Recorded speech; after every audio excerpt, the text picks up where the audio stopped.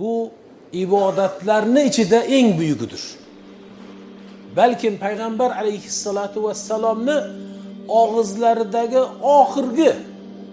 oxirgi nafaslari, so'nggi nafaslaridagi oxirgi so'zlari ham bu namozni vasiyati edi. Hayotlarini oxirlarida ham namoz derdilar. Oxirgi so'zlari, oxirgi nafaslarida ham namoz derdilar. Hazrati Oysha radhiyallohu anha rivoyat qiladilar. Juma kunida payg'ambar alayhissalatu vassalom chiqdilar. O'zlari betoblar. Chiqdilar qavmlariga, sahoba kiromlarga shom namozini o'qib berdilar. Shom namozini o'qib, uylariga arang kirdilar betoblikdan va to'shaklariga yotdilar. To'shaklariga yotib istima chiqa boshladi. Payg'ambar alayhissalatu vassalomning demak betobliklari ziyoda bo'la boshladi. Shu darajadaki betobliklariga ziyodalik kelib, hattoki xufton vaqti kelarkan, xuftonga azon aytilarkan, xufton azonini ham o'zlari bilan o'zlari avora bo'lib sezmay qoldilar. Allohu akbar. Payg'ambarday zot. Nega? Siz u bizni og'rig'imizdaqa og'riq bo'lmagan o zotga. Ajr ziyoda bo'lishligi uchun u zotning vujudidagi og'ir oddiy bir bandani og'rig'idan bo'lmagan. Og'riq kuchligidan, og'riqning shiddatidan payg'ambar alayhissalatu vassalom demak xuftonni azonini hatto bilmay qoldilar. To'yinki sahoba kirom keldilarda, ya Rasululloh, namu avlad, namu aw namatin niswa. Ayollar uxlab qolyaptilar. Bolalar uxlab qolyaptilar. Namozni o'qib olamizmi deya Rasulullohning huzurlariga, ya'ni hovlilariga kelib eshiklarning orqalaridan sahobalar xufton namozini o'qib berasizmi deya kuta boshladilar. Va payg'ambar alayhissalatu vassalom buni eshitganlardan keyin turishlikka harakat qildilar. Ammo nima? Betobliklardan bunga qodir bo'lmadilar. Ana namoz. Rasululloh o'sha yotgan joylarda yana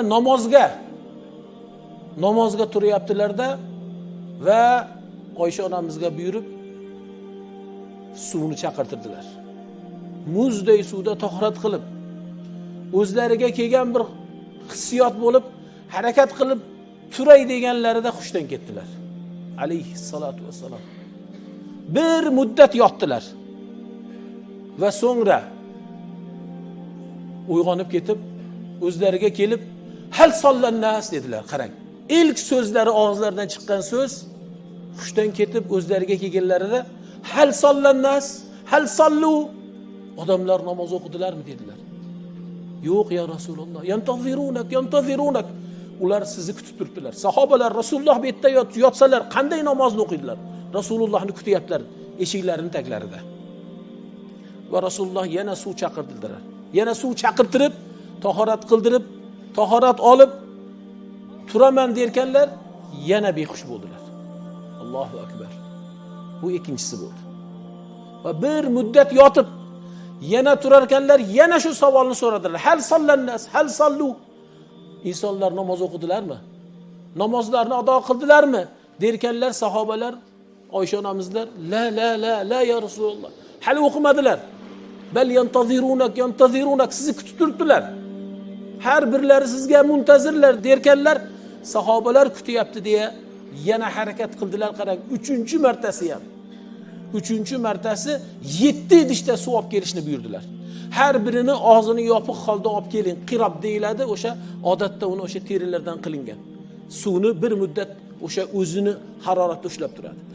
Og'zini ochib kelmanki, toyinki meni yonimda kelib muzday qarang. Rasululloh shunchalik namozga harisligidan biling. O'zi betob bo'lib turgan, istimasi chiqib turgan, badani lovullab yonib turgan bir jasadga muzday suv quyilsa qanday bo'ladi? Quyamiz Rasululloh ziyoda qiling. Toyinki hasbukum dedilar. 7 idishni o'sha katta bir idishni olib kelib Rasululloh alayhissalatu vassalomning ustilaridan, jasadlardan quydilarki, o'sha harorat bosilishi uchun shu darajada demak lovullayapti. Balki mana suvni to'kilganda fashillab undan buxor chiqib ketyapti. Mana shu darajada. Va Rasululloh biroz o'zlariga kelganday bo'ldilar. Bu endi uchinchisi bo'ldi. Va turaman derkanlar yana namozga boraman deyaptilar. Eshiting ey mu'minlar. Ey azizlar, ey Rasulullohning ummatlari, eshiting Rasulullohning hollarini namozdagi. Turaman derkanlar uchinchi marta ham xushlarini yo'qotdilar. Va sahobalar kutib turdilar. Namozni vaqti demak ancha ketdi. Va bir muddat yotib o'zlariga kelganlarda yana nimani so'radilar? Hal sallu, hal sallannas. Odamlar namoz o'qib bo'ldilarmi? Namozlarini o'qidilarmi? La, la. Ya Rasululloh, yantazirunak. Sizni kutyaptilar. Sizga muntazirlar. Sahobalar saf-saf bo'lib Rasululloh sallallohu alayhi va sallamni turishlarini kutyaptilar. Va Rasululloh shunda ham endi suvni chaqirmasdan o'zlarini bor kuchlariga tayanib turaman derkanlar, subhanalloh, qarasalar qodir bo'lmadilar. Va aytdilarki, muru Abu Bakrin falyusalli bin nas sallallohu alayhi vasallam. 4-marta ham qodir emasliklarini bilganlaridan keyin Abu Bakrga aytingiz, insonlarga imom o'tib namozni o'qib bersinlar dedilar. Bu nima edi? Qaysi namoz edi? Xufton namozi edi. Va Hazrati Abu Bakr demak juma namozini, juma kuni namozi isha, jumani xuftonini Rasululloh sallallohu alayhi va sallamsiz sahobalar o'qidilar Hazrati Abu Bakrning imomatligida. Va shu holda Hazrati Abu Bakr shu holda shanba kuni namozlarini, bozor kunlik namozlarini, dushanba kuni, seshanba kuni, chorshanba kuni, payshanba kuni, juma kuni ham Hazrati Abu Bakr insonlarga, sahobalarga imomatlik qildilar. Balkim shanba kuni, balkim yana bozor kuni. 10 kun o'tar ekan payg'ambar alayhisolatu vasallam namozga tura olmadilar, illa o'zlarini uylarida yotgan joylarida namozni o'qidilar. Oradan 10 kun o'tdi, faraz qiling, siz o'zingizni sahobalarning o'rniga qo'yib ko'ring. Rasululloh yo'qlar. Rasululloh yo'qlar, Hazrat Abu Bakr ularning imomlari. Va 10-kuni o'zlarida biroz quvvatni his qildilarda, Hazrati Abu Bakr namoz o'qib turgan joylarida namoz boshlanar ekan, Hazrati Rasululloh sallallohu alayhi vasallam ud'uni Aliyan va Abbas, Abdullah bin Abbas. Qarang, Allohu akbar. Chaqirgan zotlarni qarang. Menga Alini va Abdullah bin Abbosni chaqiring. Jiyanlari Ali va Abdullah ibn Abboslarni chaqiringlar dedilar. Va u ikkala zot sharif kelib aytadilar, Hazrat Ali, men bir taraflaridan mana Rasulullohning namozlariga bo'lgan ishqlari, lazzatlari. Men bir taraflardan dedilar Hazrat Ali va Abdullah bin Abbos bo'lsalar bir taraflaridan. Rasulullohni ikki taraflaridan qo'ltiqlab kelardik. Rasulullohni bo'lsa oyoqlari yerga tegib tegmay yurardi. Shu darajada, shu holsizlikda Rasululloh sallallohu alayhi vasallam jamoat namozga chiqmoqdilar. Chiqyaptilar va chiqdilar. Bilasizki, mihroblarning ro'parasida bo'lgan eshiklari. Chiqarkanlar Hazrati Abu Bakr alhamdulillahi robbil alamin arrohmanir rohim maliki yawmiddin o'qib turardilar namozda. Oldidagi sahobalar ko'rdilarki, Rasululloh sallallohu alayhi vasallam kelyaptilar. Sal qolsa ko'rgan sahobalar, buni his qilgan sahobalar xushdan ketayozdilar. Chunki Rasululloh kelyaptilar. Qancha bahja, qancha surur. Va Hazrati Abu Bakr buni bilmaganliklari uchun ham subhanalloh, subhanalloh deya bir qanchasi Hazrati Abu Bakrga tanbih berdilar. Rasululloh chiqdilar deya. Va Hazrati Abu Bakrning huzurlariga kelar ekanlar, Hazrati Abu Bakr orqaga chekindilar Rasulullohni muqaddam qilishlari uchun. Rasulullohni qarang, alayhissalatu vassalam. Hazrati Abu Bakrni yana oldiga surdilar. Yo'q, siz imomlikni qiling dedi. Hazrati Abu Bakr yo'q deya yana orqaga o'zlarini oldilar va namozdan keyin so'raganlarda Hazrati Abu Bakr, nega bunday qildingiz ey Abu Bakr deganlarda aytdilar.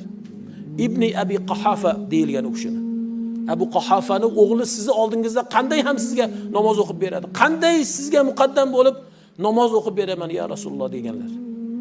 Va Rasululloh sallallohu alayhi vasallam o'qirkanlar, sajdadan turib endi qiyomga turaman desalar, tura olmadilar. tura olmadilar. Rasululloh shu o'tirgan joylarida qoldilar va o'tirib namozni o'qiy boshladilar. O'qib berdilar namozni o'tirgan hollarida. Va Hazrat Abu Bakr tikka turib Rasulullohni ko'rib turardilar. Rasulullohdan eshitgan har bir holatni sahobalarga yetkazardilar. Rasulullohning namozini, takbirlarini har birini sahobalarga ovozlari baland yetkazib turardilar. Demak, Rasululloh sallallohu alayhi vasallam eng bir ahvollari og'ir bir hollarda, qarang, 10 kunlik bemorlikda turib yana bemorlar. Va eng ayanchlisi biz ummatga o'shandan keyin eng oxirgi namozlar bo'ldi. Rafiqul a'laga rihlat qilyaptilar. Va namozni o'qib, ba'zi bir rivoyatlarda oxirgi minbarlariga suykanib chiqib, minbarlarida turib ma'ruza qilmoqchi bo'ldilar. Xutba qilmoqchi bo'ldilar sahobalariga, ammo qodir bo'lmadilar.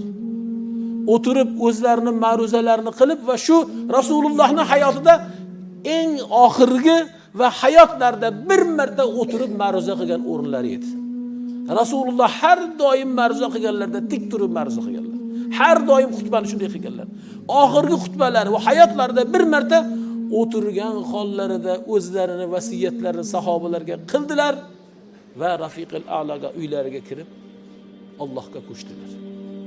Endi siz bundan keyin namozingizda tanballigingiz tutsa, dangasalik holi kelsa, illa Rasulullohni istang. Rasululloh sallallohu alayhi vasallam shunchalik istimalari ziyoda bo'lib, bemorliklari shiddatli bo'lib, qattiq bir lovillab jasadlarni sovutish uchun ham payg'ambar alayhisolatu vasallam muzday suvlarni ustilaridan, jasadlardan quydirgan ekanlar. Quygan ekanlar, bir emas, ikki emas, 3 marta ham hushdan ketib yana o'zlariga kelganlarda namoz degan ekanlar deya o'zingizga buni eslating deya men sizga buni yetkazmoqdaman. Namozda bundan keyin tanballikda bo'lmaylik. Namozlarimizni Alloh taoladan so'raylik, jamoatda o'qishlikni Alloh taoladan so'raylik. Payg'ambar alayhisolatu vasallamni o'zimizga nima qilaylik? Qudva. Payg'ambar alayhisolatu vasallamni o'zimizga namuna qilaylik. Ana u zotga o'xshab namoz o'qiylik deya biz bu sabog'imizni boshlaganmiz siz azizlarga. O'sha namozlarimizda payg'ambar alayhisolatu vasallam ashabi kiromlari kabi o'qiy olaylik deya sizlarga buni mazmun mohiyatini aytmoqdamiz. Allohim bizlardan buni qabul aylagan bo'lsin va siz azizlarga manfaatli qilgan bo'lsin. Hayya alas salat.